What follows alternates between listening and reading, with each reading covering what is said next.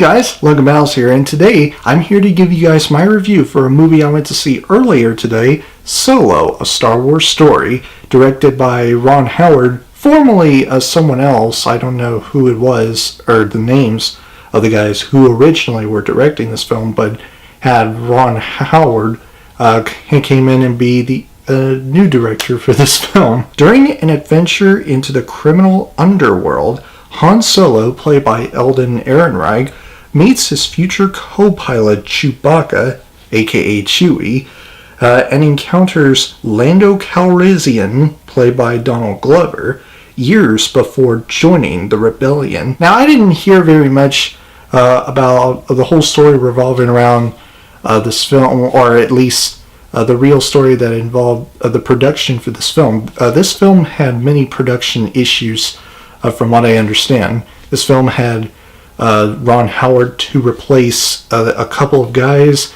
who were going to be the original directors for this film, but it turned out to be quite issues during the production, so they decided to have Ron Howard to direct this film. And I was a little bit scared going into this film, hoping, and I do mean hoping, that it wasn't going to suck. After walking out of the theater to see this film, I will tell you guys right now,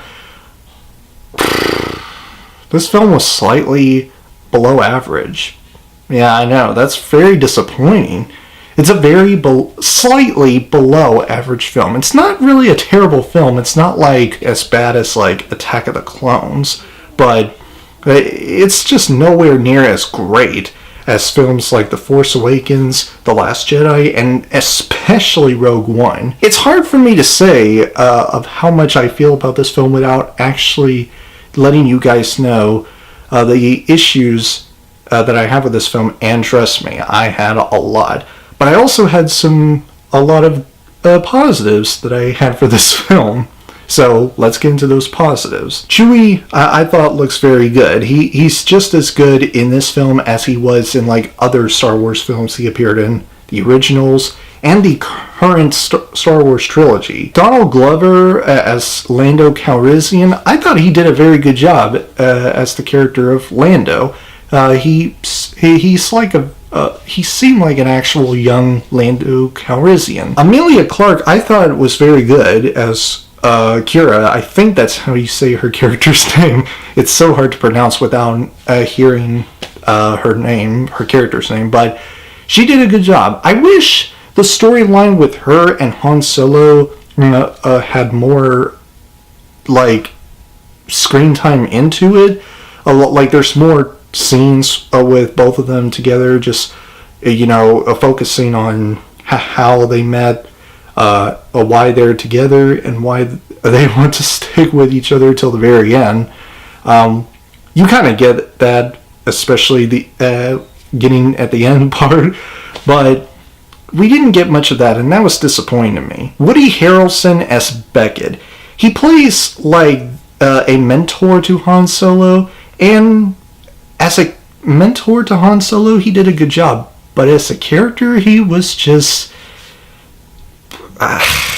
alright. I'm just going to say that right now. He's just an alright character to see on the screen. Now let's talk about Alden Enrenreich as Han Solo.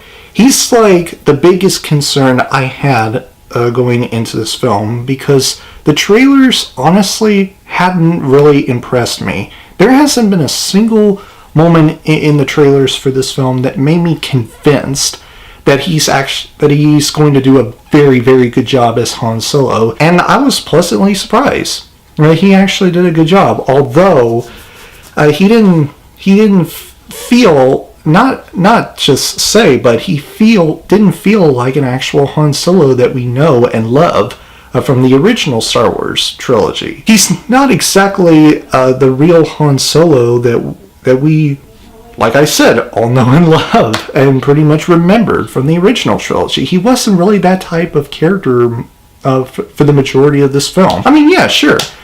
He did some things and said some things that are kind of in character with Han Solo, but his performance really is what made me like okay, he actually did a good job, even though he's not really Han Solo to me. But he did a good job, nonetheless. And there are plenty of action sequences to enjoy watching in this film. And I must say, that leads me to an issue which I will get into in a minute. But just the action alone, I thought was very good. They were enough to make me keep watching this film. They were very entertaining. I find myself thoroughly entertained within at least all the action in this film. Just all of them. They were done very well. Now that leads me to an issue I have with this film. Whenever there's no action in this film was boring to watch. The story was so very bland. I didn't really care very much for what happens in the story, or at least this film. Whenever there's a storyline that revolves around Han Solo and what he has gone through that most of us didn't really see in the original Star Wars trilogy. That's pretty much what I thought this movie was just only made for, besides money. And that also leads me to another issue. This film really didn't give us a reason for why it's made other than making money. There wasn't a single moment, sequence, line, character development, character moment that made you realize, okay, this might actually be the reason why this film is made, or why they made this film, and why we got a Han Solo film. And that in and of itself really disappointed me. And there are two biggest letdowns that I want to discuss about this film for me personally. The first one is that there is no clear antagonist for this film. Say whatever you want about Rogue One, which a lot of people have talked about.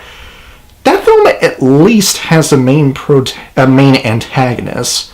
A dude who's like playing the first officer of this whole Empire squad or army of some sorts under the command of Tarkin or Darth Vader. At least he was the main antagonist of Rogue One. This film doesn't have any antagonist. The second biggest letdown that I have from this film is for the majority of its runtime, there were many things where this film played at least the action in this film safe. I'm not like saying the action was bad. I really enjoyed the action. Don't get me wrong. It's just that the action in this film was just really enjoyable. Like, you can really have a fun time and just sit down and, pretty much enjoy the action in this film. But that's about all you will get from Solo. Like, the stakes in this film were not very high enough to where I actually was like on the edge of my seat. There was like zero action where the stakes have been higher for our characters, because the way that the action was done in this film and the way that the story has been structured for our characters, it was very underwhelming. So yeah, those were the two biggest letdowns of the film for me. There was no main antagonist, and the action was played safe. But there's a third one, and it's by far the biggest letdown that I have from this film. The movie just comes across as predictable. So many things happen in this film that you can legitimately see coming from a mile away. And that is the shocking part about this film for me. I never thought it would be that predictable, but it was. Or is, actually. And I just cannot believe it. This is like the most predictable Star Wars film I think I've ever seen. Period. This movie honestly didn't even feel like a Star Wars film. And it didn't really feel like a Han Solo film. Seriously. I'm just at a loss for words of how so let down I was by this film. How disappointing it was to watch. Is it still as bad as like Attack of the Clones? No, it's not. But it was still underwhelming to watch, and that's really sad to say, especially for a Star Wars fan like myself. I'm going to give Solo: A Star Wars Story a Silver Medal of Honor. Anyway guys, that is my review for Solo: A Star Wars Story. If you guys enjoyed my review, please click the like button and comment down below if you have already saw this movie and let me know what you think of it. If you enjoyed what you've seen here and you want to see future videos from me, please press up there to subscribe and turn on the notification bell. And I will see you guys in the next video. Have a great week, Battle Squad, and as always, fight the good fight.